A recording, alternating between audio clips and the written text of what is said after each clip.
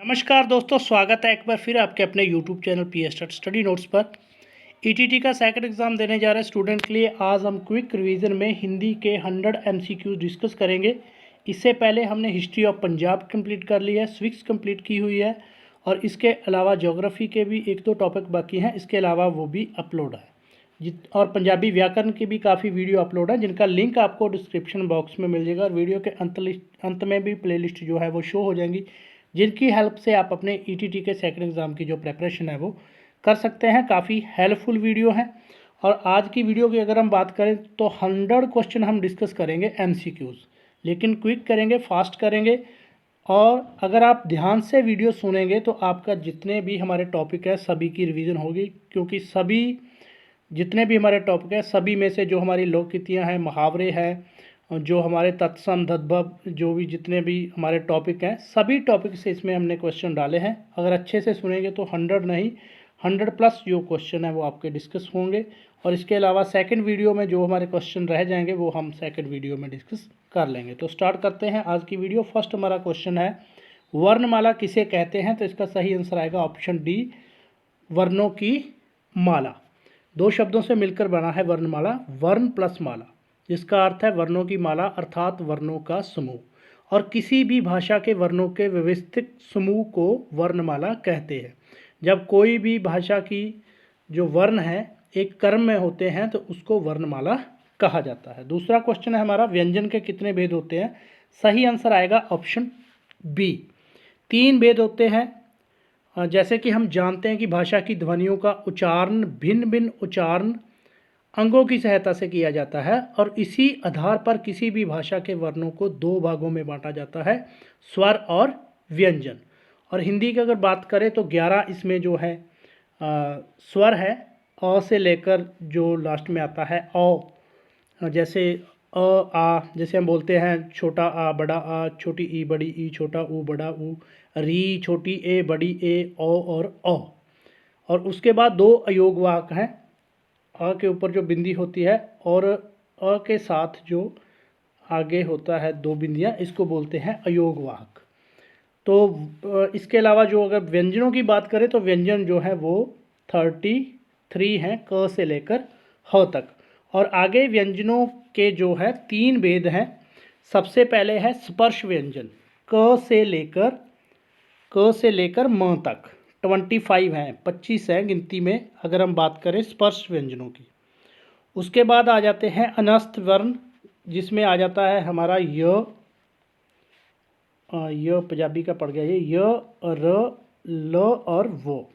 और उसके बाद बात करेंगे हम ऊष्म वर्ण की। ऊष्म में आते हैं जिसे हम बोल देते हैं इक्की वाला श या शलगम वाला श और पेट वाला श और स और ह, इनकी श जैसी आवाज़ आती है। ऊष्म वर्ण इसे कहते हैं चारों को। तो ये 3 भेद होते हैं, आप इसको याद रख सकते हैं। पूछा जा सकता है कि ये स्पर्श वर्ण है या अनस्त वर्ण है या ऊष्म वर्ण है। तो योर अलव अनस्त हैं, ऊष्म है श वाले, श पेट पाटा श, स और हो। और इसके अलावा जो है वो स्पर्श है, क से लेकर म तक। नेक्स्ट हमारा क्वेश्चन नंबर 3, दीर्घ स्वर में कितना समय लगता है?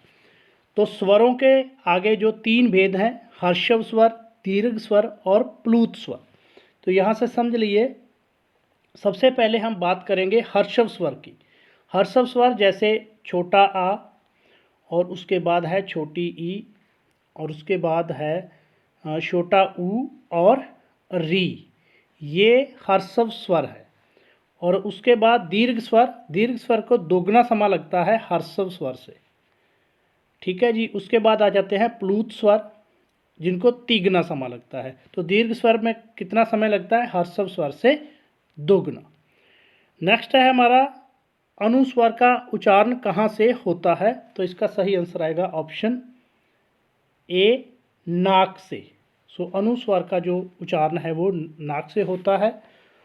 और जो अगर हम चिन्ह की बात करें तो जैसे ये बिंदी है, बिंदु होता है अनुस्वर का, और अनुनासिक का ऐसा चिन्ह होता है। अनुनासिक की उच्चारण के समय जो हवा है नाक और मुंह, जो हमारा मुख है, दोनों में से निकलती है। लेकिन जो अनुस्वर है उसका जब हम उच्चारण करते हैं तो हवा जो है सिर्फ नाक से निकलती है। नेक्स्ट हमारा क्वेश्चन नंबर है 5, इनमें से कौन सा ह्रस्व स्वर है? तो इसका जो सही आंसर आएगा ऑप्शन है हमारी डी। ये जो है ये ह्रस्व स्वर है, यानी जिन स्वरों के उच्चारण में कम से कम समय लगता है उसे ह्रस्व स्वर कहते हैं।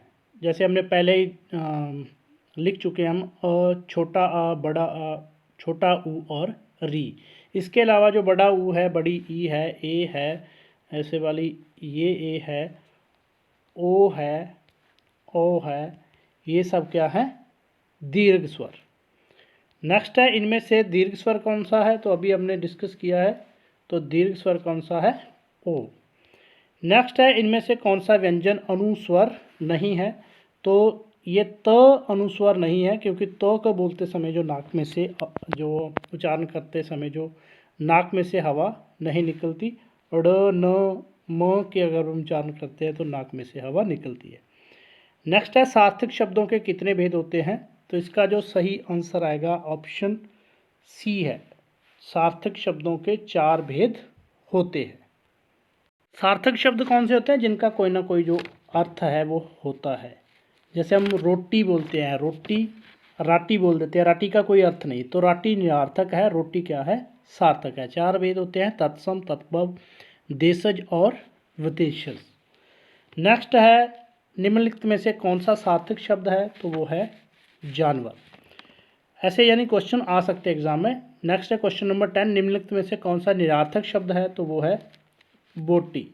पानी का भी अर्थ है, पंकज का भी अर्थ है, रोटी का भी अर्थ है, लेकिन बोटी का कोई अर्थ नहीं है, निरार्थक शब्द। नेक्स्ट है क्वेश्चन नंबर 11, प्रयोग के आधार पर शब्द के कितने भेद होते हैं? तो इसका जो क्वेश्चन नंबर 11 है इसका अर्थ है ऑप्शन 2, 2 भेद होते हैं। 2 भेद होते हैं, सार्थक और निरार्थक।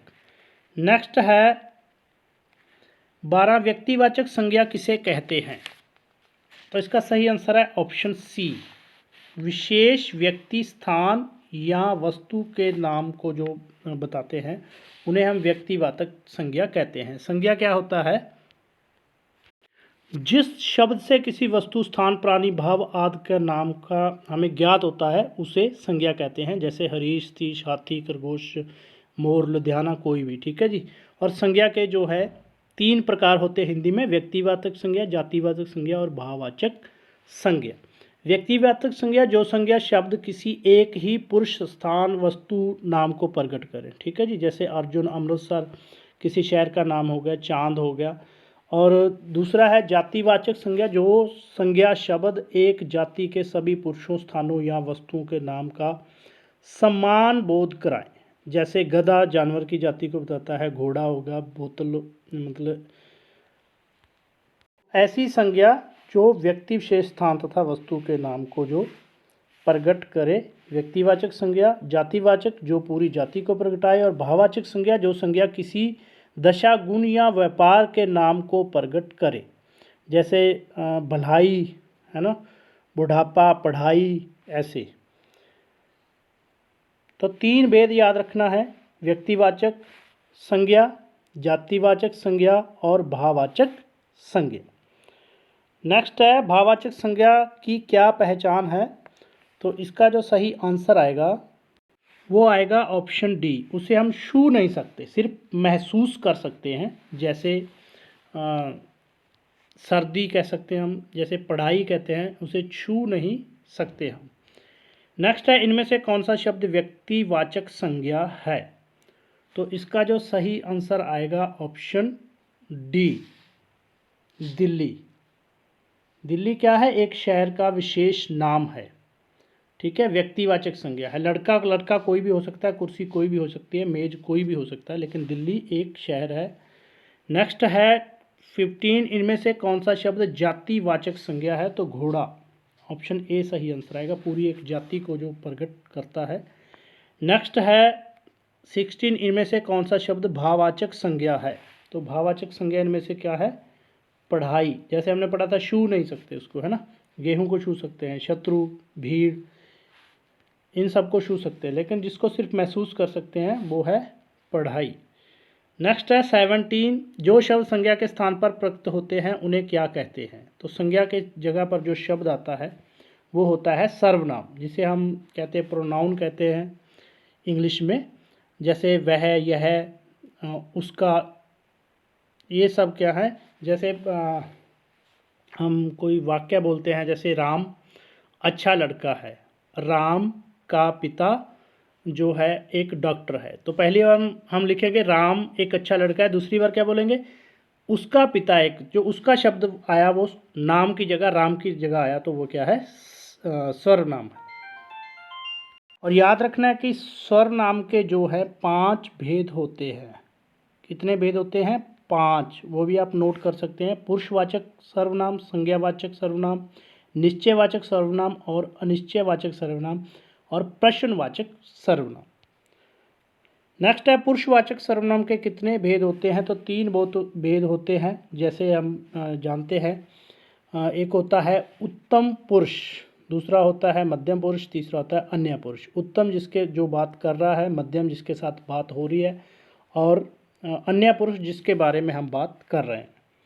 क्वेश्चन नंबर 90 है, जो सर्वनाम शब्दकर्ता अपने लिए करते हैं वे सर्वनाम शब्द क्या कहलाते हैं। तो इसका सही आंसर आएगा ऑप्शन सी, निजवाचक सर्वनाम।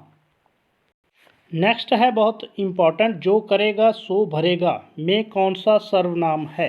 तो इसमें है संबंधवाचक सर्वनाम, ऑप्शन ए जो है सही आंसर आएगा। जो का मतलब कोई व्यक्ति, सो का मतलब भी है कोई व्यक्ति, जो जैसा करेगा वो वैसा भरेगा।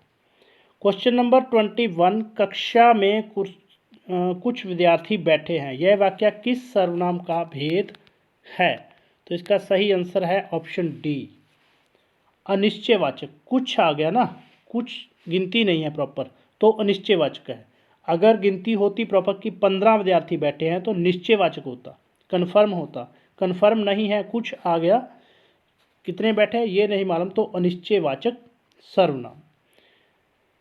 किस सर्वनाम शब्द का प्रयोग श्रोता, सुनने वाले के लिए होता है उसे कहते हैं। तो इसका सही जो आंसर है, सुनने वाला कौन होता है, मध्यम पुरुष, जिससे हमारी बात हो रही है, जो कर रहा है बात वो उत्तम पुरुष, और जिसके बारे में बात हो रही है वो अन्य पुरुष। 23 है, इनमें से कौन सा प्रश्नवाचक सर्वनाम है। तो कौन, ठीक है, जिससे हम कौन गा रहा है, तो कौन क्या है, सर्वनाम है, प्रश्नवाचक सर्वनाम है, प्रश्न पूछा जा रहा है। क्वेश्चन नंबर 24, इनमें से कौन सा शब्द संबंधवाचक नहीं है। तो ऑप्शन ए सही है, कहीं, कुछ, ये जो संबंधवाचक नहीं है। क्वेश्चन नंबर 25, यह मेरी पुस्तक है, इस वाक्य में कौन सा सर्वनाम है। यह मेरी, निश्चित है, यह, तो क्या आएगा, इसका जो सही आंसर है 25 का, निश्चयवाचक। क्वेश्चन नंबर 26 है, विशेषण के कितने भेद होते हैं। विशेषण क्या होता है, जो शब्द नाम या पदनाम की जो विशेषता बताता है उसे हम विशेषण कहते हैं। नाम की विशेषता, संज्ञा की विशेषता बताने वाले शब्द को जो है हम विशेषण कहते हैं। जैसे संतरा मीठा है, इसमें मीठा क्या है, विशेषता है संतरे की, तो नाम की विशेषता बताने वाले को क्या बोलते हैं, विशेषण बोलते हैं। और विशेषण के जो कितने भेद यहाँ पे पूछा गया होते हैं, तो इसका जो सही आंसर आएगा वो है ऑप्शन डी, ऑप्शन सी। 4 भेद होते हैं, जिसमें गुणवाचक विशेषण, संख्यावाचक विशेषण, परिमाणवाचक विशेषण और सर्वनामिक विशेषण। नेक्स्ट है, परिमाणवाचक विशेषण के कितने भेद होते हैं। तो इसका सही आंसर आएगा ऑप्शन ए, 2 भेद होते हैं परिमाणवाचक विशेषण के। नेक्स्ट है क्वेश्चन नंबर 28, रामू ने नई कमीज पहनी, इस वाक्य में कौन सा विशेषण है 28 का। तो इसका सही आंसर आएगा ऑप्शन सी, गुणवाचक विशेषण। तो नया क्या है, कमीज का गुण है। क्वेश्चन नंबर 29, इस डिब्बे में 3 किलो चीनी है। वाक्य में कौन सा विशेषण है? संख्यावाचक, गुणवाचक, अनिश्चित परिमाणवाचक, निश्चित परिमाणवाचक। सो हमने पढ़ा था कि दो जो भेद है वो होते हैं परिमाणवाचक के, अनिश्चित और निश्चित। अगर यहाँ पे होता कि डिब्बे में कुछ किलो चीनी है तो क्या होता? अनिश्चयवाचक परिमाणवाचक। लेकिन यहाँ पे कन्फर्म है कि 3 किलो है तो निश्चित परिमाणवाचक। सो ऑप्शन डी जो है 29 का वो सही आंसर होगा। नेक्स्ट है हमारा क्वेश्चन नंबर 30। एक कमीज को कितना कपड़ा चाहिए? 2 किलो, 2 लीटर, 2 मीटर या 2 दर्जन। तो यहाँ पे क्या आएगा? 2 मीटर। नेक्स्ट है क्वेश्चन नंबर 31। मुझे थोड़ा दूध दे दो, इस वाक्य में कौन सा विशेषण है? तो इसका सही आंसर आएगा 31 का ऑप्शन डी, अनिश्चित। कुछ ना, थोड़ा थोड़ा आ गया ना, ये नहीं कंफर्म नहीं है कि कितना लीटर दे दो, तो अनिश्चित परिमाण वाचक। नेक्स्ट है क्वेश्चन नंबर 32। सर्वोत्तम शब्द विशेषण की कौन सी अवस्था है? तो इसका सही जो आंसर आएगा ऑप्शन सी, उत्तम अवस्था। क्वेश्चन नंबर 33 है सकर्मक क्रिया के कितने भेद होते हैं? तो इसका सही आंसर है ऑप्शन ए, सकर्मक क्रिया के 2 भेद होते हैं। जैसे हमने पढ़ा था कि क्रिया के 2 रूप होते हैं, सकर्मक क्रिया, कर्मक क्रिया। सकर्मक क्रिया क्या होता है? जिसमें क्रिया का कोई कर्म हो उसे सकर्मक क्रिया कहते हैं। जैसे सुरेश पत्तर लिखता है, क्या लिखता है? पत्तर। तो पत्तर क्या है? सकर्मक क्रिया। और अकर्मक क्रिया क्या है? जिस क्रिया का कोई कर्म ना हो। सॉरी, पत्तर क्या है? उसमें कर्म है। और अकर्मक क्रिया जिसमें मैं कहता हूँ कि सुरेश लिखता है, तो ये क्या बन गया? अकर्मक क्रिया। जिस क्रिया पर कोई कर्म ना हो उसे अकर्मक क्रिया कहते हैं। तो सकर्मक क्रिया के 2 भेद होते हैं। नेक्स्ट है नाम धातु किसे कहते हैं? तो इसका सही आंसर आएगा ऑप्शन सी, क्रिया के मूल रूप को। क्वेश्चन नंबर 35 है बच्चा हंसता है, इस वाक्य में कौन सी क्रिया है? तो इसका जो सही आंसर आएगा 35 का ऑप्शन ए, अकर्मक क्रिया। क्वेश्चन नंबर 36 है राहुल खाना खा रहा है, इस वाक्य में कौन सी क्रिया है? तो खा रहा है, खाने पर उसका जो प्रभाव पड़ रहा है, तो इसका क्या मतलब होगा कि ये सकर्मक क्रिया है। क्वेश्चन नंबर 37 माली पौधों को पानी दे रहा है, इस वाक्य में कौन सी क्रिया है? तो जैसे हमने पढ़ा था कि सकर्मक क्रिया के 2 जो रूप होते हैं, एक होता है एक कर्मक, दूसरा होता है द्वितीय कर्मक। तो इसमें जो है 37, इसका सही आंसर आएगा ऑप्शन बी, द्विवर्मक क्रिया। क्वेश्चन नंबर 38 है चिड़िया दाना चुग रही है, इस वाक्य में कौन सी क्रिया है? तो इसका सही आंसर आएगा 38 का ऑप्शन ए, एक कर्मक क्रिया। एक ही इसमें जो कर्म है। नेक्स्ट क्वेश्चन नंबर 39 लिंग किसे कहते हैं? तो इसका जो 39 का सही आंसर आएगा ऑप्शन सी, जो स्त्री जाति व पुरुष जाति का बोध कराए उसे क्या कहते हैं? लिंग। नेक्स्ट है क्वेश्चन नंबर 40 लिंग के भेद होते हैं, 2 होते हैं, दोनों ही होते हैं ये, पुल्लिंग और स्त्री लिंग। नेक्स्ट है हमारा क्वेश्चन नंबर 41 पड़ोसी का स्त्रीलिंग क्या होगा? तो 41 का सही आंसर आएगा ऑप्शन डी, पड़ोसन। नेक्स्ट है हमारा क्वेश्चन नंबर निम्नलिखित में से कौन सा शब्द जो है पुल्लिंग बताना है हमने? तो इसमें जो शिक्षक, ये क्या है? पुल्लिंग है। इसके अलावा जो मालिन, पूज्या, चूहिया, ये स्त्रीलिंग है। और इसमें दूसरे में जो है 43 में नाग जो है पुल्लिंग है, और बेटी, बबुआन और जेठानी क्या है? स्त्रीलिंग। और नेक्स्ट 44 में जो रूपवान, ऑप्शन सी सही आंसर होगा इसका। रूपवान क्या है? पुल्लिंग है। बालिका, नौकरानी, शेरनी क्या है? स्त्रीलिंग। निम्नलिखित में से कौन सा शब्द स्त्रीलिंग है? तो इसका जो सही आंसर आएगा, स्त्रीलिंग बताना है तो मुर्गी जो है यहाँ पे क्या आएगा? स्त्रीलिंग। अनुज, कुम्हार, माली क्या है? पुल्लिंग। इसमें शिक्षिका जो है स्त्रीलिंग है। अध्यापक, शिक्षक, गुणवान, ये क्या है? पुल्लिंग। और इसमें जो है मोरनी क्या है स्त्रीलिंग, डिब्बा घोड़ा देवर क्या है पुल्लिंग। नेक्स्ट है जो शब्द डैश होने का बोध कराते हैं उन्हें वचन कहते हैं, एक या अनेक। ऑप्शन सी आएगा इसका आंसर। जो शब्द एक या अनेक होने का बोध कराते हैं उसे वचन कहते हैं। क्वेश्चन नंबर 49 है, वचन के कितने भेद होते हैं? दो भेद होते हैं, एक वचन और बहुवचन। चिड़िया का बहुवचन क्या होगा? यहाँ पे थोड़ी सी मिस्टेक होगी, चिड़ी का आएगा तो चिड़ी का क्या बनेगा? चिड़िया।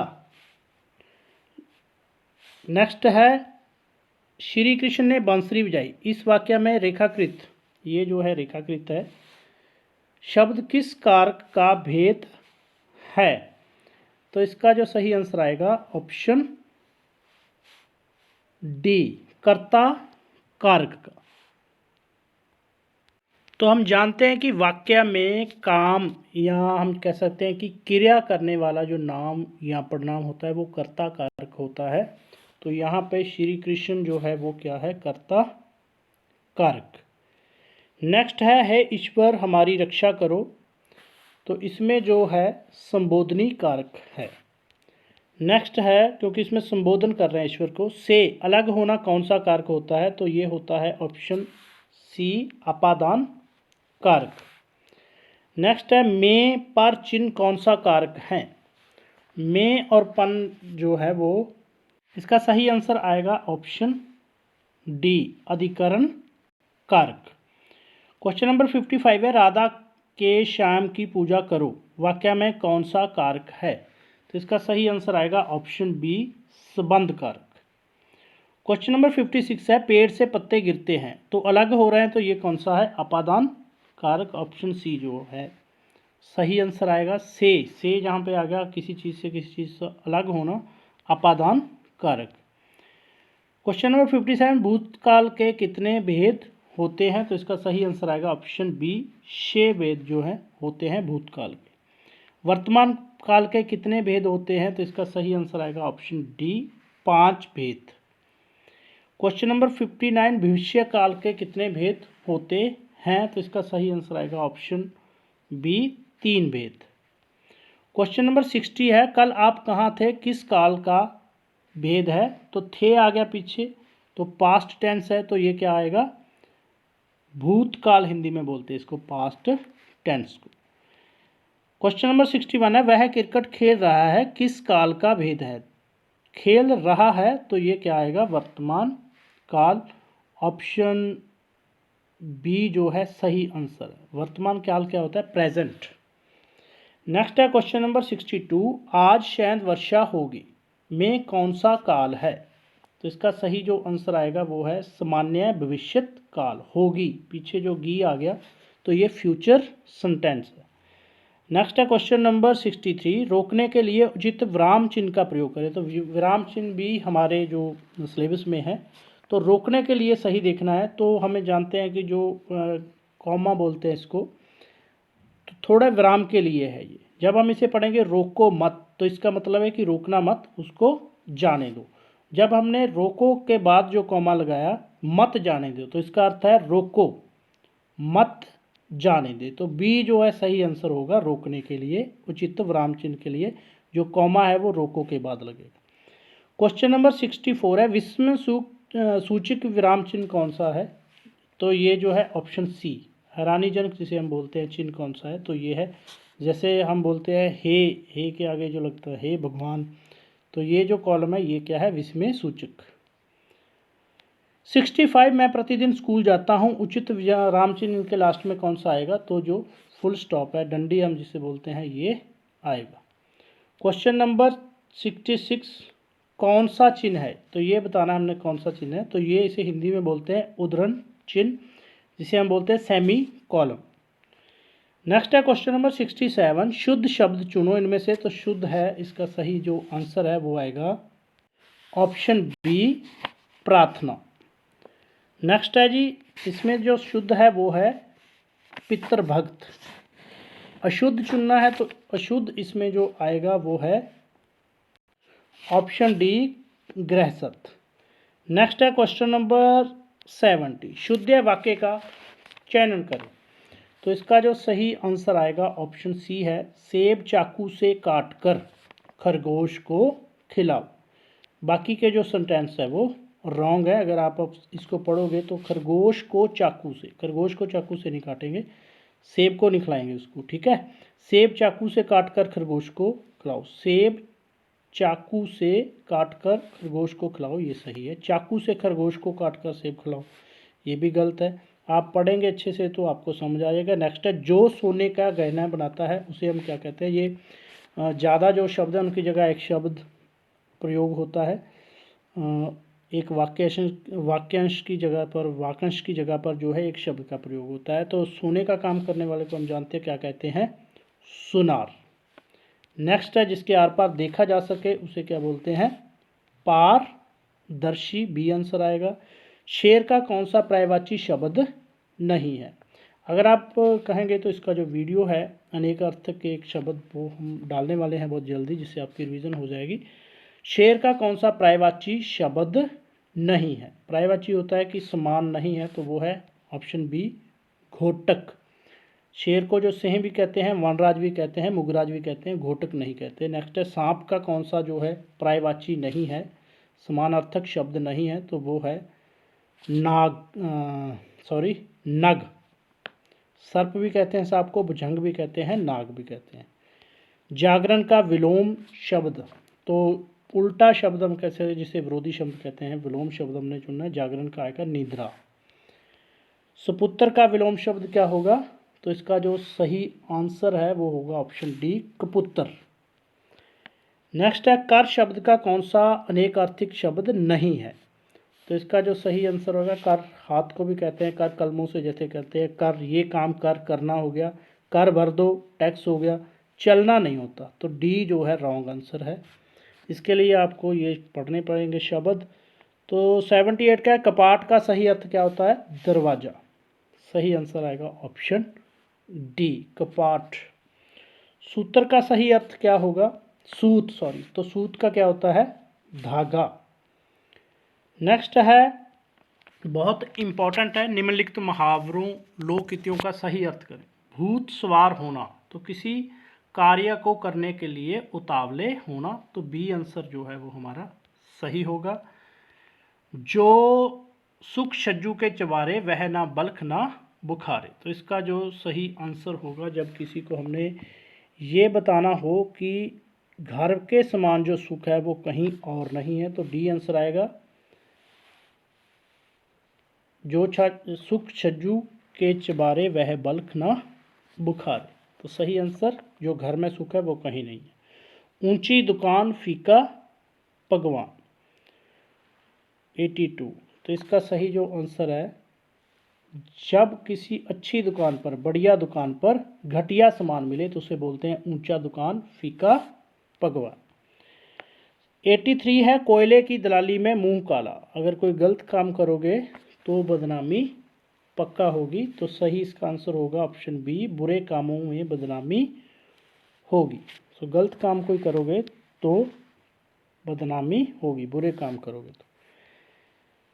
नाक पर डैश ना बैठने देना, सही आंसर आएगा मक्खी मत बैठने देना, नाक पर मक्खी ना बैठने देना। ये मुहावरे हैं, इनको हमने कंप्लीट करना है।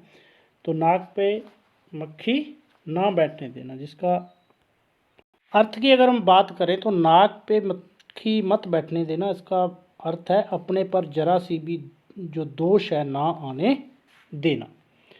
नेक्स्ट है, कान पर डैश ना रेंगना, तो इसका सही आएगा ऑप्शन सी, जूं ना रेंगना, यानी कि किसी प्रकार का कोई भी असर जो है ना होना, कान पे जूं ना रेंगना। लोकहितियाँ हमने पूरी करनी है, 100 सुनार की, तो इसका जो आएगा 1 लोहार की, यानी कि किसी कमज़ोर के बार बार करने से किसी तकड़े का जो एक बार है वो बहुत होता है। 1 अनार, तो इसका जो इसको कंप्लीट करना तो आएगा 100 बीमार, 100 बीमार, यानी कि थोड़ी, जब हमारे पास वस्तु कम हो और उसे लेने वाले ज़्यादा हो तो बोलते हैं 1 अनार 100 बीमार। डैश याद आना, तो क्या होता है सबको पता है, नानी याद आ गई जब ये पता चला कि 29 को जो एग्ज़ाम होने वाला है। नेक्स्ट है 29, सजदा करना, मुहावरे का अर्थ क्या है? तो इसका जो सही आंसर आएगा सिर झुकाना। नेक्स्ट है हाथी निकल गया पूंछ रह गई, इसका क्या अर्थ है? जब सारा काम हो जाए परंतु थोड़ा सा काम जो है बाकी रह जाए तो क्या बोलते हैं? हाथी निकल गया और उसकी जो पूंछ रह गई। नेक्स्ट है किसी को हरा देने पर कौन सा मुहावरा प्रयोग किया जाता है? दांत खट्टे करना। अगर किसी को हराया, दांत खट्टे करना का मतलब है किसी को हरा देना। 92 है किसी वस्तु को देखकर खाने को दिल करने के लिए कौन सा मुहावरा है? मुंह में लहू लगना, मुंह मारना, मुंह की खाना, मुंह में पानी आना। डी सही आंसर है, मुंह में पानी आना। निम्नलिखित में से तत्सम शब्दों का जो है, तत्सम का क्या अर्थ होता है? ज्यों के त्यों जो हिंदी भाषा में संस्कृत के शब्द आ गए हैं उनको बोलते हैं तत्सम शब्द। जैसे घोटक, और उसके बाद 94 में आएगा सूर्य, और उसके बाद है 95 में आएगा सर्प, और नेक्स्ट है 96 में दूध। नेक्स्ट है, ये तत्सम तत्भवी हमारे जो है सिलेबस में है। 97 का आएगा दही, और 98 का दिवस, शत दिन, इसमें से जो आएगा वो आएगा दिन। 99 का है ऑप्शन ए मुँह। 100 का है खेत। सो इस तरह के जो क्वेश्चन है आपको एग्ज़ाम में आएंगे। सो इसके लिए आप जो है 50 स्कूल एजुकेशन बोर्ड्स की जो बुक है उसमें से जो विलोम जो शब्द हैं या अनेकार्थक शब्द हैं और जो ऐसे हैं, अगर आप चाहें तो कमेंट कर बता दें, हम उसकी जो वीडियो है वो अपलोड कर देंगे। जितने पंजाब स्कूल एजुकेशन बोर्ड की बुक में हैं वो तो आप ज़रूर कर लें। तो ऐसी ही और वीडियो भी आपको मिलती रहेंगी जब तक एग्ज़ाम नहीं होता। सो वीडियो देखने के लिए थैंक यू सो मच। और हिंदी बोलने में हो सकता है थोड़ी कोई प्रॉब्लम हो क्योंकि ज़्यादा टच जो है पंजाबी से है, पंजाबी की वीडियो ही हम अपलोड करते हैं। अगर अच्छी लगे तो प्लीज़ लाइक शेयर ज़रूर करना और चैनल को सब्सक्राइब भी जरूर कर लेना। Thank you for watching the video.